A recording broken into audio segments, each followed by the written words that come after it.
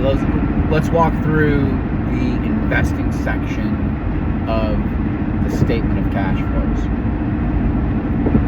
This is the section typically communicating to users how a business has been using its funds to reinvest in the business.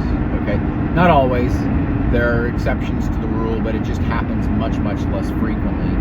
Most of the time, what happens with the business, if they're in growth mode anyway, they're taking and they're investing the profits that they have in the business, and they are buying additional assets. And if that is what they're doing, what happens is that those assets show up as a negative amount in the investing section, usually in a line item called purchases of, let's say, property and equipment or something like that, right? There are exceptions to that rule, though.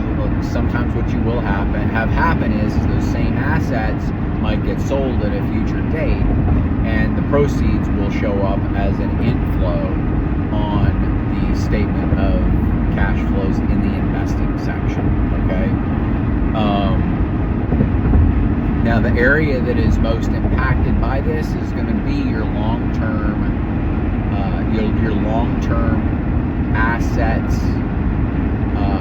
like property and equipment, and that sort of thing. Even long-term investments and that sort of thing, depending on the business, of course. But anyway, there's a lot less activity typically for small business owners like the ones we typically deal with. But it is important for us as small business owners to understand what that area of the statement of cash flow is talking about, right? Typically, it's about the reinvestment of profits into the business.